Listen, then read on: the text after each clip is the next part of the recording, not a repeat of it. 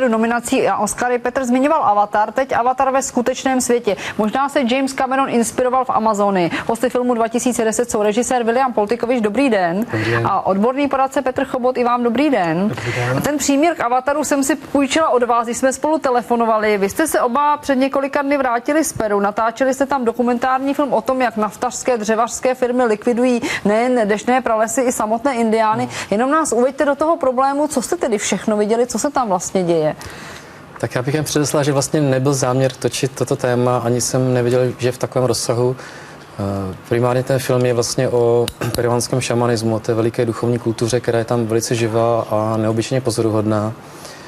My na ten šamanismus nahlížíme na takový jako jednoduchý až primitivní směr, ale při tom hlubším poznání je to vidět, že to je opravdu neobyčejně hluboká a velká duchovní nauka, která v sobě soustředuje vlastně i umění, i praktické poznání. Jsou to prostě jako velké renesanční osobnosti, ty šamani.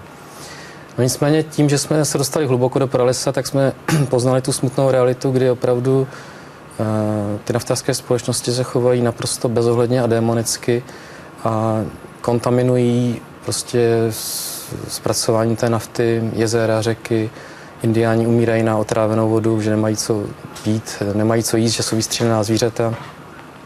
A navíc oni sami jsou likvidováni nejrůznějšími prostředky, naprosto bezohlednými, ať už jsou to zavlečené choroby, nebo prostě přímo jsou vystřílený. Prostě to jednání naprosto bezohledné a ten příměr k tomu Avatarovi, to je opravdu naprosto přesný. Ta situace je tam teď takhle živá.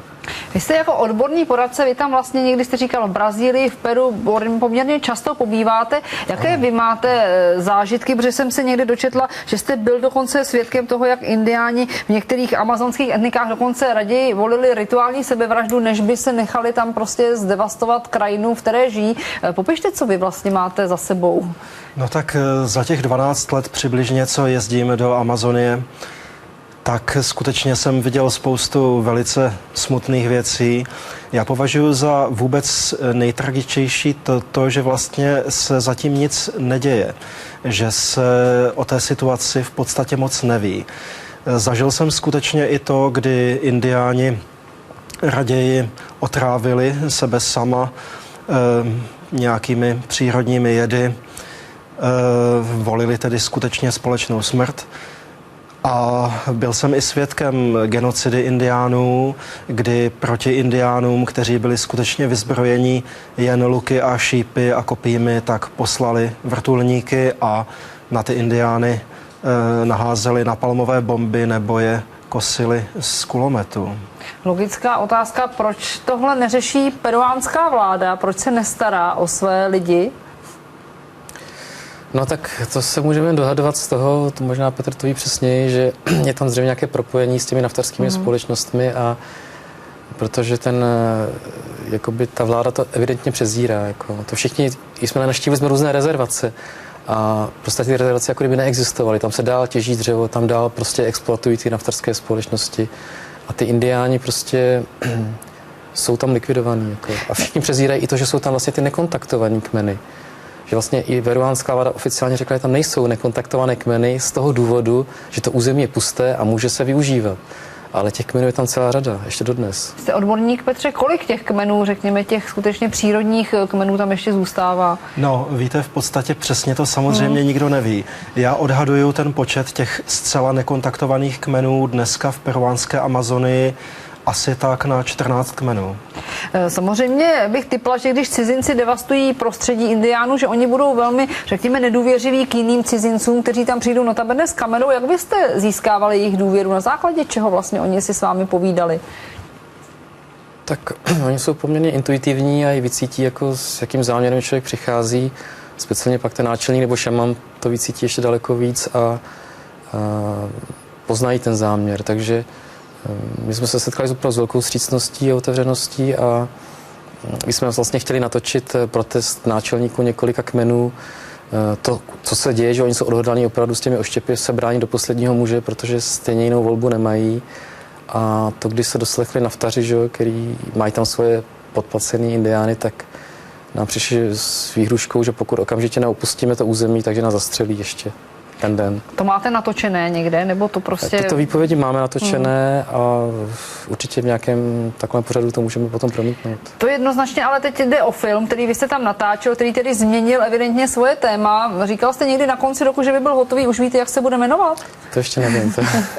Časově bude třeba hodinu, nebo jak Hodina to určitě to bude, ano. A kolik jste materiálu natáčeli? Jak dlouho jste tam byli, kolik materiálu No, vlastně byli jsme máte? tam 2 měsíce, natočili jsme přes 50 hodin materiálu, takže možná vznikne i víc věcí, ale hodinový dokument určitě. Ještě mě zajímá, jestli třeba ten případ těch indiánů sleduje, já nevím, OSN nebo prostě nějaká další nadnárodní společnost. Zajímá se někdo o tu situaci tam?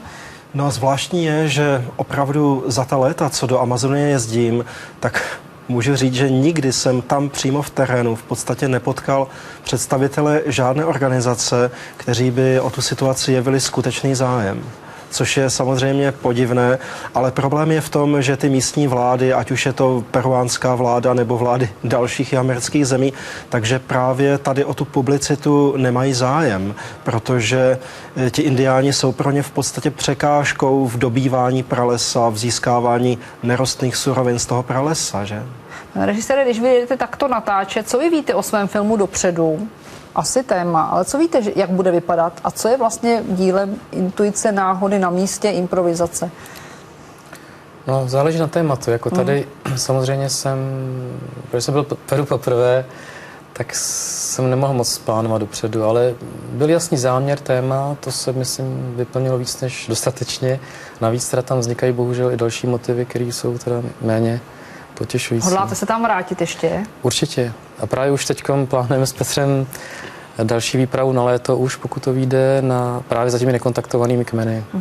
Mě by zajímalo teď v té duchovní rovině, vy jste oba velmi duchovní lidé, když odhlédneme od těch světských důvodů, proč se to děje, ta chamtivost a bezohlednost, proč se dnešné pralesy masakrují z hlediska indiánů? Umějí šamané na to najít nějakou odpověď? Znají oni, proč se to děje, řekněme nějaká karma místa nebo něco takového?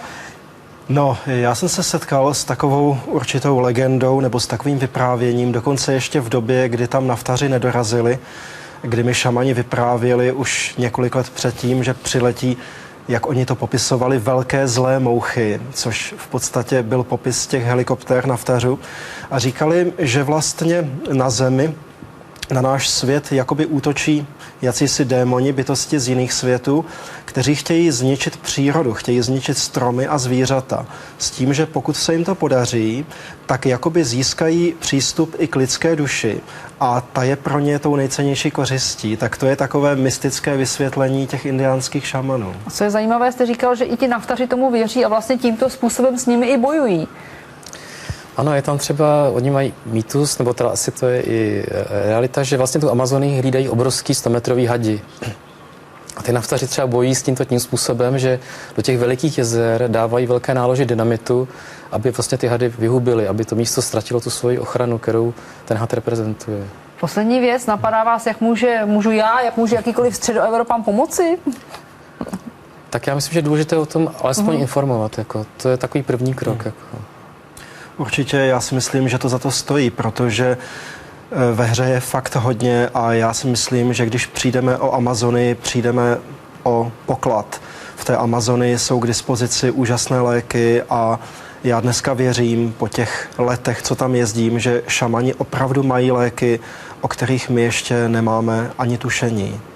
Děkuji, že jste přišli do pořadu Film 2010. Držím palce, ať se film podaří. Držím palce, ať se tam vám podaří třeba natočit i něco, řekněme, méně tragického, ať se ta situace zlepší.